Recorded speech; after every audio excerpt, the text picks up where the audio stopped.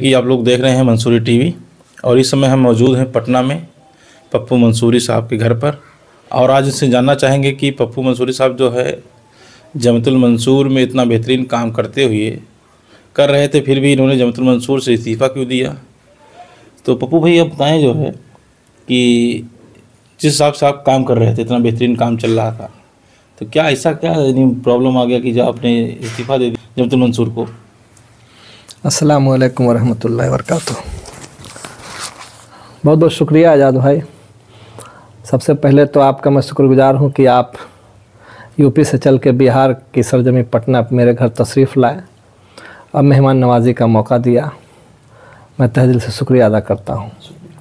पहला सवाल आपका जो है कि हमने जमातुल मंसूर क्यों छोड़ा। ये छोड़ा नहीं हमने जी, हमने जो है एक डिसीजन लिया कि एक पद पर किसी शख्स को ज़्यादा दिन तक रुके रहना समाज के लिए बेहतर नहीं है। हर किसी को मौका मिलना चाहिए। 5 साल में जमातुल मंसूर में रहा और मैं शुक्रगुजार हूँ सूफ़ी मकसूद अली मंसूरी साहब मरहूम हमारे जावेद इकबाल साहब का, जिन्होंने हमको इस लायक समझा और एक संगठन से जोड़कर हमें बिहार में काम करने का मौका दिया। हम लोगों ने कोशिश की और कामयाबी जहाँ तक मिलने की बात है, आपने देखा भी कि बिहार में पहली बार इतिहास में एक हमारे समाज से विधायक हुए और कहीं न कहीं मंसूरी समाज में एक जागरूकता आई। लेकिन हम लोग काम नहीं कर पाए। ऐसा कुछ लोगों का सवाल है कि आप आगे काम नहीं कर पाए, इस्तीफ़ा दे दिए। बहुत सारे ऐसे सवाल हैं, लेकिन कुछ सवाल ऐसे होते हैं जिसकी जवाब आम लोगों के बीच में नहीं दी जाती है। जी। कोशिश हमारी है, आज भी है, और ऐसा नहीं कि संगठन में रहकर ही कोई काम समाज का किया जा सकता है। संगठन से हट करके भी निजी तौर से हम लोग काम करते हैं समाज के लिए और कर भी रहे हैं इंशाल्लाह, और आगे भी करते रहेंगे। तो ये मगर तंजीम को आपने छोड़ दिया और दूसरे लोग पदाधिकारी बने, और इस समय हिंदू जो बिहार में पोजीशन मैंने देखा अभी, क्योंकि मैं बिहार में कई दिन से रह रहा हूँ, देख रहा हूँ, तो यहाँ मुत्तहिद मंसूरी बिरादरी तो मुत्तहिद क्यों नहीं हो पा रही है, या कारण क्या है। देखिए, मंसूरी समाज बिहार में सबसे ज़्यादा पिछड़ापन का शिकार है। एजुकेशन समाज में है नहीं। हम लोग भी बिहार के कई ज़िलों में दौरे किए, कई प्रोग्राम हुए, दर्जनों प्रोग्राम हुए, और हम लोगों ने देखा कि यहाँ शिक्षा की बहुत कमी है, जिस पर काम करने की ज़रूरत है। और मुत्तहिद नहीं होने का कारण, सबसे बड़ा कारण यही है कि हम अशिक्षित हैं। हमें हमारा अधिकार क्या है, सरकार के यहाँ क्या हमारा अधिकार है, हम सरकार से क्या ले सकते हैं, वो हम नहीं जान पाते हैं। और जब बात आती है अधिकार लेने की, तो वहाँ हम पिछड़ जाते हैं, इसलिए कि हमारे लोग जो है वो पॉलिटिकल पार्टियों में हैं तो, लेकिन मुखर होकर अपनी बात नहीं रख पाते हैं और हिस्सेदारी नहीं मिल पाती है। आज आप देखें, हमारे समाज के 5 साल से विधायक हैं, मंत्री भी रहे, लेकिन समाज के लिए जो आवाज़ उठनी चाहिए थी वो नहीं उठ पा रही है। तो कहीं न कहीं हम जागरूक नहीं हैं, और जब तक जागरूक नहीं होंगे आप मुत्तहिद नहीं होंगे। आपको ये समझना होगा कि हमारा अधिकार क्या है।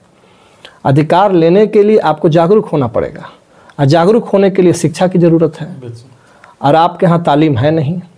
तो तालीम हासिल करने के लिए सबसे पहले हम मंसूरी समाज से आपके ज़रिए, मंसूरी टीवी के ज़रिए ये गुजारिश करता हूँ कि जितने भी मंसूरी भाई हैं वो 1-2 रोटी कम खाएं, लेकिन अपने बच्चों को बेहतर से बेहतर शिक्षा देने का काम करें।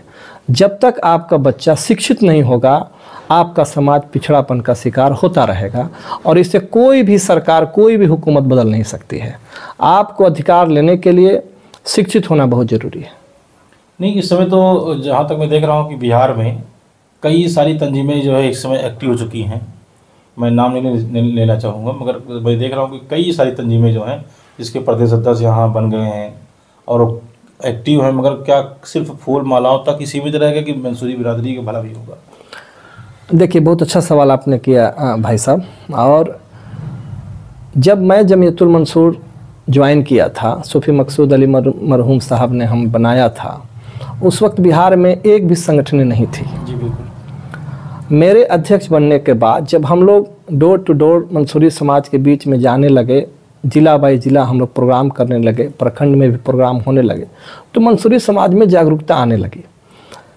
जागरूकता आने लगी उसके बाद जो मंसूरी समाज के बीच में जो नेता थे, तथाकथित नेता, जो चाहते थे कि हम किसी तरह हमारी पहुंच सरकार तक हो जाए, तो उन्होंने हम लोगों को, मंसूरी समाज को मुत्तहिद करने के बजाय उनको ब्लैकमेल करके अपनी पार्टी लॉन्च कर दिया। सोशल मीडिया पर आप जितने भी संगठन आप जानते हैं जिसके बारे में, तमाम संगठन बिहार में अनरजिस्टर्ड हैं, जिनका सरकार के यहाँ कोई मान्यता नहीं। अब वो संगठन की अध्यक्ष यहाँ पर बिहार में राष्ट्रीय अध्यक्ष हैं, सब लोग सोशल मीडिया पर काम कर रहे हैं, लेकिन एक भी संगठन अभी तक एक भी लेटर सरकार को अपने माध्यम से ये नहीं दे पाए कि हाँ हमारा ये मांग है।